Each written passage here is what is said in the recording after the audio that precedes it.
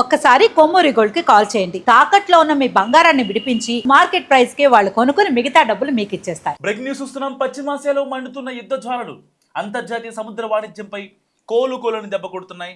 Hormuz జలసంధిలో నెలకొన్న అనిశ్చితి కారణంగా విశాఖ పోర్టు నుంచి ఎగుమతి అయిన వేలాది కంటైనర్లు తమ గమ్యస్థానాలకు చేరలేక మధ్యలోనే నిలిచిపోయాయి. ప్రస్తుత పరిస్థితుల్లో ప్రయాణం ప్రమాదకరమని భావించిన అధికారులు నౌకలను తిరిగి వెనక్కి రప్పిస్తున్నారు. విశాఖ పోర్టు చరిత్రలోనే ఎగుమతి అయిన సరుకు ఈ స్థాయిలో రివర్స్ రావడం ఇదే మొదటిసారి. 10,000 కంటైనర్లు తిరిగి విశాఖ తీరానికి చేరుకున్నాయని అధికారులు చెప్తున్నారు. విశాఖ నుంచి ప్రధానంగా సీ ఫుడ్, రొయ్యలు, చేపలు, ఫార్మా ఉత్పత్తులు, సరుకులు ఎగుమతి అవుతుంటాయి. ఈ సరుకులు పాడవకుండా ఉండాలంటే వాటిని కంటిన్యూస్గా రిఫ్రిజిరేటర్లోనే ఉంచాలి. సో అయితే వీటిని యార్డుల్లో లేకపోతే పెద్ద పెద్ద వేర్ హౌస్ల్లో భద్రపరచడం అనేది చాలా అంటే చాలా ఖర్చుతో కూడుకున్న వ్యవహారం. సో ఒక్కో కంటైనర్కు రోజుకు సుమారు 5,000 వరకు విద్యుత్ బిల్లు వచ్చే అవకాశం ఉంది. సో మళ్ళీ వాళ్ళకి ఫుడ్ మెయింటెనెన్స్ కాకుండా ఓన్లీ కరెంట్ బిల్ మాత్రమే. దీనివల్ల వచ్చే లాభం కంటే నిర్వహణ ఖర్చే ఎక్కువయ్యే ప్రమాదం ఉంది. ఒకేసారి వేల సంఖ్యలో కంటైనర్లు తిరిగి వస్తుండడంతో పోర్టులో స్థలం కొరత ఏర్పడింది. ఈ కంటైనర్లు ఉంచడానికి కనీసం 16,000 చదరపు మీటర్ల స్థలాన్ని కేటాయించాలని కోరుతూ టెర్మినల్ అధికారులు పోర్ట్ ట్రస్ట్కు లేఖ రాశారు. ఈ అసాధారణ పరిస్థితిని ఎదుర్కోవడానికి కస్టమ్స్ చీఫ్ కమిషనర్ ఎగుమతిదారులు టెర్మినల్ నిర్వాహకులతో అత్యవసర సమావేశాన్ని కూడా నిర్వహించారు.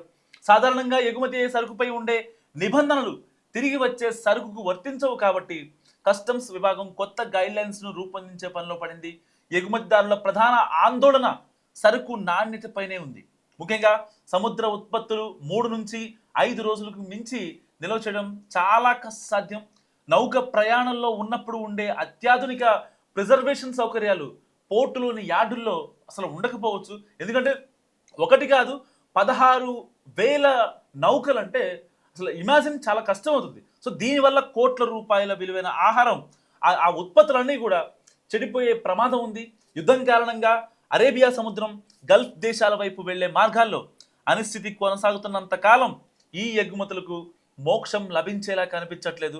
1 కాదు 2 కాదు 11,000 నౌకలు దాదాపుగా, అంటే అఫీషియల్ ఇన్ఫర్మేషన్ ప్రకారం 10,000 నౌకలు నిన్న సాయంత్రానికి, సోమవారం సాయంత్రానికి 10,000 నౌకలు విశాఖ తీరానికి వచ్చాయి. 16,000 చదరపు కిలోమీటర్ల స్థలం ఇంకా ఎక్స్ట్రా కావాలి మాకు. ఎందుకంటే ఆ కంటైనర్ షిప్స్ అంటే ఎంత పెద్దగా ఉంటాయో మనందరూ తెలుసు. చాలా అంటే చాలా పెద్ద కంటైనర్లు అవన్నీ కూడా. అవి సీ ఫుడ్ కావచ్చు, ఫార్మా ప్రొడక్ట్స్ కావచ్చు, ఇంకా చిన్న చిన్న విడిభాగాలు కావచ్చు.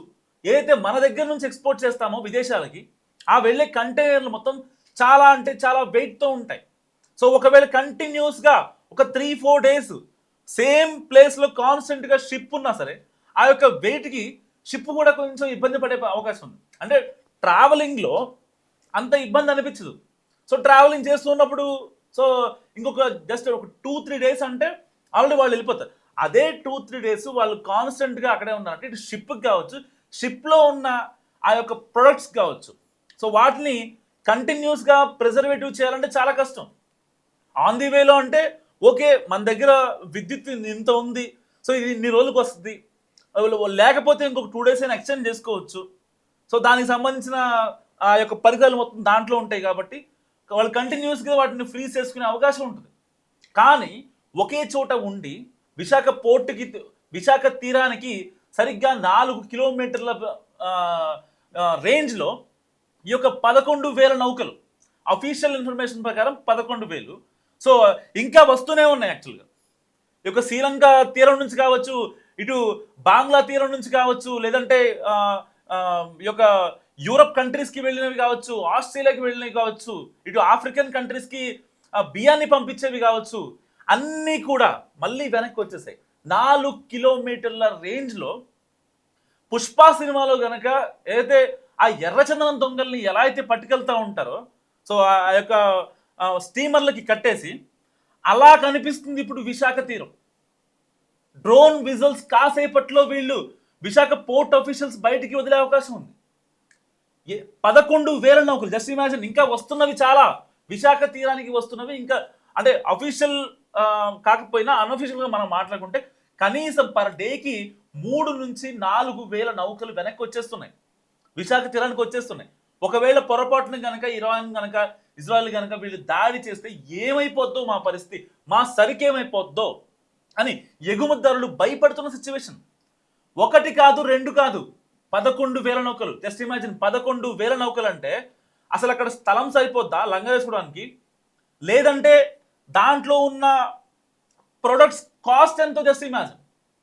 కొన్ని లక్షల కోట్ల ఆస్తి విశాఖ తీరం నుంచి ఆన్బోర్డ్ అవ్వడానికి రెడీగా ఉంది. కానీ ఇరాన్, ఇజ్రాయెల్, యుఎస్ యుద్ధం వల్ల అవన్నీ కూడా ఇప్పుడు ఆగిపోయినటువంటి సిచ్యువేషన్. సో ఎగుమతిదారులు ఎంత టెన్షన్ ఉంటుందో అర్థం చేసుకోండి. ఒక బిజినెస్ మ్యాన్ వేరే దేశాన్ని పంపించాలి, ఆల్రెడీ డబ్బులు తీసుకున్నాడు. సో ఆ యొక్క ప్రొడక్ట్ బయటికి వెళ్ళాలి, దాన్ని మార్కెట్ చేయలేకపోతే ఇక్కడ ఇల్లు వాకిల్లి అమ్ముకోవాల్సిన సిచ్యువేషన్. అలాంటి బిజినెస్ మ్యాగ్నెట్స్ ఎందరో చేసే ప్రతి బిజినెస్ కూడా సో వెనకాల కోట్లు పెట్టుకుని ఏం చేయరు కదా. అందరూ కూడా పోర్ట్ నుంచి పంపిస్తున్నారు అంటే వాళ్ళ వెనకాల కోట్లు ఉన్నాయని కాదు అర్థం. సో వాళ్ళు చేస్తే దాన్ని బట్టి జరిగిన బిజినెస్ బట్టి వాళ్ళకు వచ్చే లాభాన్ని ఎంతో కొంత వేసుకుంటారు తప్ప కోట్లు వేసుకునే అవకాశం ఉండదు. సరే, అఫ్కోర్స్ ఒకవేళ కోటీశ్వర్లు ఉంటే ఓకే, వాళ్ళల్లో ఒకవేళ మిడిల్ క్లాస్ వాళ్ళు ఉంటే పరిస్థితి ఏంటి? ఎంత డబ్బు, ఎందుకంటే ఆ డబ్బు మొత్తం లాభం కాదు, జస్ట్ బిజినెస్ జరిగేది మాత్రమే. ఆ బిజినెస్ జరిగితేనే అతనికి వచ్చే లాభం రూపాయో 2 రూపాయలు 10 రూపాయలు 100కి. అది జరగాలంటే యుద్ధం ఆగిపోవాలి. ఒకవేళ ఎలాగైనా సరే బిజినెస్ చేద్దామా, నౌకల్ని పంపిద్దామా, ఈవెన్ షిప్లో ఉన్న క్యాప్టెన్స్ కూడా వాళ్ళు మాట విననటువంటి సిచ్యువేషన్. ఎప్పుడు ఏం జరుగుద్దో మాకు భయం వేస్తుంది.